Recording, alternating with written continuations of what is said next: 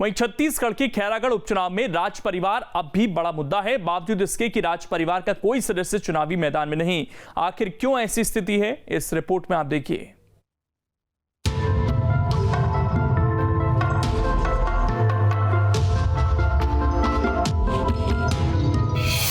खैरागढ़ में राज परिवार है मुद्दा, तो क्या कायम है दबदबा?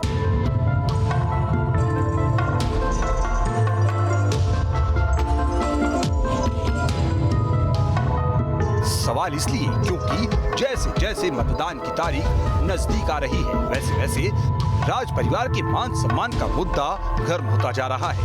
कांग्रेस ये दावा कर रही है कि देवव्रत सिंह के डीएनए में कांग्रेस थी, तो वहीं बीजेपी का आरोप है कि देवव्रत सिंह का कांग्रेस ने अपमान किया था, जिससे उन्हें पार्टी छोड़नी पड़ी थी। इस बीच चर्चा में ये भी है कि देवव्रत सिंह की पहली पत्नी पद्मा सिंह और उनके बच्चे कांग्रेस के लिए प्रचार करेंगे। सवाल ये है कि आखिर खैरागढ़ में राज परिवार पर सियासत क्यों जा टिकती है? तो इसके कई कारण हैं। आजादी के बाद से ही राज परिवार का दबदबा रहा है। आसपास के लोगों को महल से मदद मिलती रही है।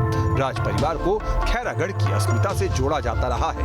राज परिवार के सदस्य नुमाइंदगी करते रहे हैं, इसलिए हर उपचुनाव में राज परिवार मुद्दा रहता है।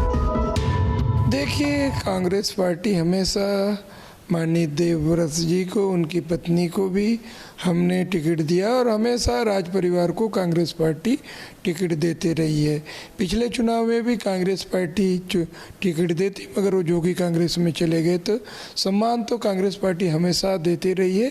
भारतीय जनता पार्टी सिर्फ और सिर्फ उसको राजनीति करना है। जब वो जीवित रहे तब देवव्रत सिंह का सम्मान कांग्रेस पार्टी में नहीं, आज जब वो नहीं है तो उनकी आत्मा को भी प्रताड़ित करने के लिए इस तरह का बयान दिया जा रहा है कि देवव्रत सिंह यदि आज रहते तो कांग्रेस पार्टी से लड़ते। उनका ये कथन इस बात को स्पष्ट कर रहा है कि कांग्रेस इस चुनाव को हार गई है और एक प्रकरण जो देवव्रत सिंह जो चुनाव जीते थे उनके जो समर्थक हैं वो कांग्रेस को वोट करें, लेकिन देवव्रत सिंह का परिवार और उनके साथ जुड़े हुए कार्यकर्ता इस बात को जानते हैं कि देवव्रत सिंह के साथ में छलावा कांग्रेस पार्टी ने किया था और उसका बदला भी इस बार कांग्रेस पार्टी से लिया जाएगा। पहले भी कांग्रेस तीसरे नंबर पर रहेगी, हमें पूरा विश्वास है कि कांग्रेस इस बार फिर से तीसरे नंबर पर ही आएगी। हालांकि अब हालात बदले हैं, जातीय समीकरण तो हावी है ही, इसके साथ ही देवव्रत सिंह के निधन के बाद से परिवार में विवाद की स्थिति भी है। परिवार कई गुटों में बटा हुआ है, शायद इसलिए पार्टियों ने भी टिकट के मुद्दे पर दूरी बना ली, लेकिन चर्चा में महल की अस्मिता अब भी है। अब आपको बताते हैं कि आखिर खैरागढ़ में कब किसकी जीत होती रही है। 2018 में जेसीसी से देवव्रत सिंह जीते थे। 2013 में कांग्रेस ने जीत दर्ज की थी। 2008 में बीजेपी के कोमल जंघेल जीते थे। इसी तरह 2003 में कांग्रेस से देवव्रत सिंह जीते थे। इस बार कांग्रेस ने यशोदा वर्मा और बीजेपी ने कोमल जंघेल को प्रत्याशी बनाया है। जेसीसी ने नरेंद्र सोनी को उम्मीदवार बनाया है, लेकिन मुख्य मुकाबला बीजेपी कांग्रेस में ही माना जा रहा है। खैरागढ़ उपचुनाव की जंग अब तेज होती जा रही है। दरअसल भारतीय जनता पार्टी और कांग्रेस दोनों ही राज परिवार के मामले में आगे आए हैं।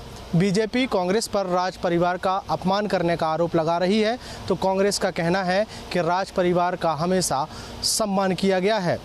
इस पूरे मामले में एक बार फिर ये देखने में आ रहा है कि आने वाले समय में राज परिवार ही खैरागढ़ उपचुनाव में निर्णायक भूमिका निभा सकता है।